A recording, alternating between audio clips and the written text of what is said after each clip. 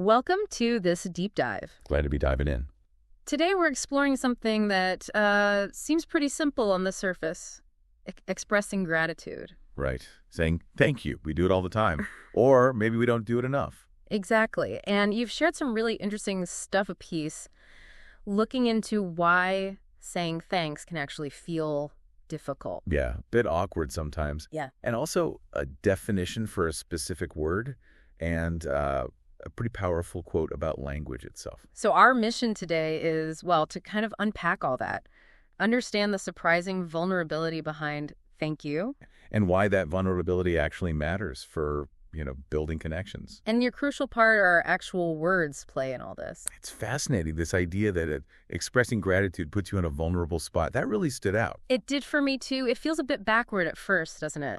The piece suggests it's like saying under the surface, thank you, I could not have done this part so easily without you. Exactly. It's acknowledging you needed help. Mm-hmm. Or, well, that someone else's input was significant for your result. And admitting need or relying on someone else. Yeah, that can feel exposing. Definitely. The text points out, that vulnerability might make someone feel a little uncomfortable, maybe even weak. So they just avoid it. Some people might, yeah. Avoid the feeling entirely. Understandable. But, okay, the source also says this feeling, this vulnerability, it's something you can work through. Yes, exactly. It apparently gets easier with practice, like building up a muscle. Okay. And the practice doesn't have to be some grand, over-the-top gesture. Right. The sources show even a simple, direct phrase like, I appreciate your help with this task. That works. It's genuine recognition. Without feeling too mushy. Right, exactly. Not overly sentimental, just clear. Okay, so if it feels vulnerable, but practice helps, what's the big payoff? Why push through that initial discomfort? Well, this is where it gets really quite profound, I think. Yeah. It's not just about ticking a box for a task done. The sources really stress that expressing gratitude builds a fundamental connection. A connection? How Yeah. so?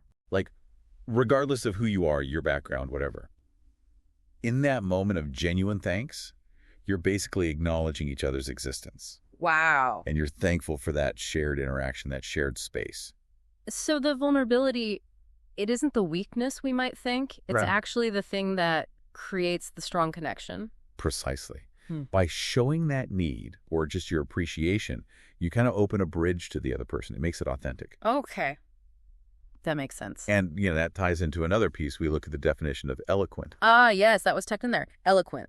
Defined as speaking or writing forcefully and fluently. Or something that's vividly or movingly expressive. Right. Forceful, fluent, vividly expressive. So if we get that gratitude builds connection and it involves some vulnerability, Yeah. how does being eloquent enhance that? It's about the impact, isn't it? Making it stronger. I think so. If your thanks is like vividly expressive, you amplify that connection moment. Yeah. You make that acknowledgement of their existence and your thankfulness really land with more force, more clarity. Absolutely. It makes that vulnerable moment even more meaningful for both people. Mm.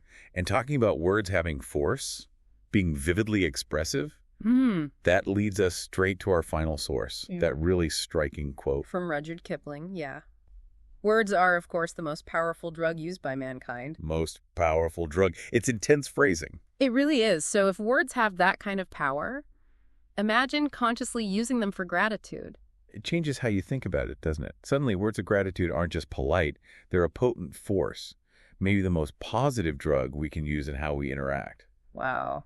Leveraging that vulnerability. Amplified by eloquence. To create this powerful mutual acknowledgement connection. Exactly. Okay, so let's try and wrap this deep dive up. We've seen gratitude involves this surprising vulnerability, like admitting, I couldn't have done this so easily without you. Right. But practice, even with simple phrases, helps us get past that discomfort. And the payoff is huge. Building real human connection, acknowledging each other's existence, basically. Then we brought in eloquent, forceful, fluent, vividly expressive words, making that powerful act even more impactful. And seeing it all through Kipling's idea, words as the most powerful drug. Which suggests that heartfelt, eloquent gratitude might just be the most beneficial kind. So here's something to mull over, maybe. Given that words are such a powerful force, like a potent drug, How might consciously choosing eloquent, specific words of gratitude today act like a positive dose, in your own life or maybe in someone else's? What specific impact could that truly intentional act of expressed gratitude have? A ripple effect worth thinking about. Definitely. That's it for this deep dive.